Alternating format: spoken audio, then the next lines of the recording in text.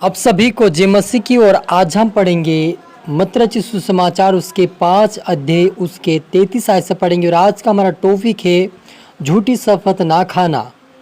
और यहाँ पर लिखा कि फिर तुम सुन चुके हो कि पूर्व काल के लोगों से कहा गया था झूठी शपथ ना खाना, परंतु प्रभु के लिए अपनी शपथ को पूरी करना।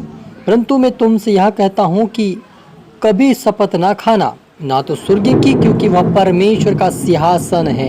हालेलुया। मिलकर प्रार्थना करें। धन्यवाद पिता परमेश्वर, प्यार प्रभु जी, आज के वचन आज के कलाम से मेरे पिता हर एक से बातें कर प्रभु जी। आज का वचन प्रभु हर एक में 100 गुना फल है प्रभु जी। आज का वचन जो भी आपके बेटा बेटी देखे सुने प्रभु, आशीष पाए, उनका जीवन उनका हृदय बदले मेरे पिता परमेश्वर। यदि वो शपथ खाने वाला उनका जीवन है तो वो किसी वस्तु या किसी पृथ्वी का सिंहासन का किसी का परमेश्वर पिता प्रभु जी शपथ ना खाने पाए, लेकिन पिता शपथ प्रभु आपके नाम से जो आपके नाम की महिमा करने वाले हैं वो शपथ पूरी करने पाए। मदद सहायता कर मेरे पिता। पवित्र आत्मा सौंपते हैं। पवित्र आत्मा जी आप मेरे मुख से बोल मदद सहायता कर। ये प्रार्थना दुआ यीशु तेरे मीठा मधुर नाम से मांगते हैं, आमीन। तो मेरे जी जो हमने यहाँ पर पढ़ा मत्ती रचित सुसमाचार उसके 5 अध्याय उसके 33 आयत से पढ़ा कि फिर तुम सुन चुके हो कि पूर्व काल के लोगों से कहा गया था कि झूठी शपथ ना खाना, परंतु प्रभु के लिए अपनी शपथ को पूरी करना। परंतु मैं तुमसे यह कहता हूँ कि कभी शपथ ना खाना, ना तो स्वर्ग की, क्योंकि वह परमेश्वर का सिंहासन है, ना धरती की, क्योंकि वह उसके पाँवों की चौकी है, ना यरूशलेम की, क्योंकि वह महाराजा का नगर है। हालेलुया। मेरे आजीजों, इस वचन के अनुसार हमें यहाँ पर प्रभु यीशु मसीह हमें इस वचन से यह सिखाता है कि हमें किसी वस्तु यानी ना तो आप स्वर्ग की, ना पृथ्वी की, ना आप किसी पेड़ की, ना आप किसी वन की, ना किसी आप धन संपत्ति किसी की भी आप किसी वस्तु की आप शपथ नहीं खा सकते। यहाँ पर प्रभु यीशु ने मना किया है। हालेलुया। क्योंकि आज संसार में बहुत सारे ऐसे भाई और बहन हैं जो किसी वस्तु या किसी भाई की शपथ खाकर झूठी बातों को भी लेकर के एक सच ठहरा देते हैं। और शपथ इसलिए खाते हैं ताकि मैं सत्य हूँ, सत्य में बोला हूँ, सत्य में प्रकट कर रहा हूँ, इसलिए वो क्या करते हैं झूठी शपथ खा लेते हैं। लेकिन प्रभु यीशु मसीह कहते हैं कि तुम ना तो स्वर्ग की, ना पृथ्वी की, ना यरूशलेम की, क्योंकि वो महाराजा का नगर है। मेरे अजीजों, आप किसी नगर की, किसी भाई किसी बहन की, अपने माता पिता, किसी वस्तु या भोजन हो या ज्वार मक्का हो, किसी की भी आप झूठी शपथ नहीं खा सकते। मेरे अजीजों, शपथ खाने के लिए बिल्कुल यहाँ पर मना किया गया है। आप किसी वस्तु किसी चीज़ की आप शपथ ना खाए, लेकिन अपनी शपथ क्या है, हम परमेश्वर भक्ति आराधना करें, उसको आपको पूरा करना है, उसके पीछे चलना है, उसके वचन को पालन करना है, उसकी आज्ञाकारिता में चले ताकि हम खुदावन के राज्य के वारिस बन जाए। आगे लिखा है कि 5 के 36 के अंदर लिखा कि अपने सिर की भी शपथ ना खाना, क्योंकि तू एक बाल को भी ना उजला ना काला कर सकता है मेरे भाई। पर तुम्हारी बात हाँ की हाँ या नहीं की नहीं हो, क्योंकि जो कुछ इससे अधिक होता है वह बुराई से होता है। हालेलुया। मेरे जीजो, जिसके जीवन में बुराई है, जिसके जीवन में झूठ भरा हुआ है, वो व्यक्ति हमेशा झूठी शपथ खाता है और वे सत्य नहीं बोलने के कारण शपथ बीच में लाता ताकि वो सत्य कहलाया जाए।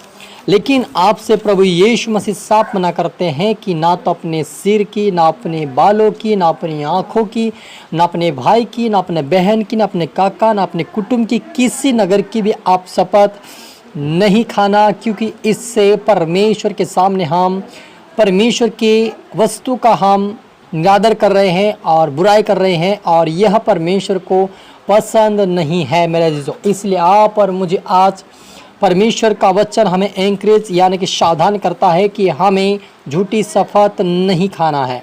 हाँ कि हाँ, नहीं कि नहीं आपकी बात रहे, क्योंकि झूठ का पिता शैतान है और वे नहीं चाहता परमेश्वर कि आप शैतान की संतान बने और नरक में जाए।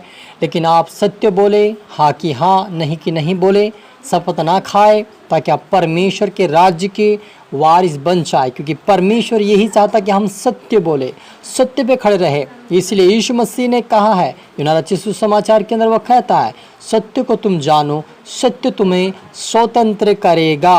यूहन्ना 8 अध्याय के अंदर लिखा हुआ है, हमें सत्य बोलना है ताकि हम स्वतंत्र रहें, किसी के अधीन ना रहें और परमेश्वर के राज्य के वारिस बने। क्योंकि मेरे अजीज, बहुत सारे ऐसे लोग हैं झूठी शपथ खा खा कर वे उनका जीवन पूरी आयु नहीं हो पाती, क्योंकि वो झूठी शपथ खाते हैं और झूठ को सच में बदलने की कोशिश करते हैं। इसी कारण से उनकी आयु क्या हो जाती, कम कम होने लगती है मेरे अजीजों। और अगर आपको यकीन नहीं है तो आप आदम और हव्वा से सीख सकते हैं। आदम और हव्वा ने क्या कहा कि इस जो बगीचे के बीच में जो पेड़ है उसको परमेश्वर ने कहा कि ना तुम उसको खाना, ना उसको तुम छूना। एक बात को उन्होंने झूठ बोला, नहीं छूना। प्रभु ने ये कहा था कि तुम उसको खाना मत, क्योंकि जिस दिन खाओगे बुरे भले के ज्ञान तुम्हारे अंदर आ जाएगा और तुम पाप में गिर जाओगे और मुझसे दूर हो जाओगे। परमेश्वर ने सब कहा था, लेकिन ये नहीं कहा परमेश्वर कि उसको छूना भी मत। इसलिए उन्होंने झूठ बोला और उन्होंने झूठ के कारण शैतान उसको पकड़ा और फल खाया। उनकी आयु क्या हो गया, कम हो गया मेरे जीजों।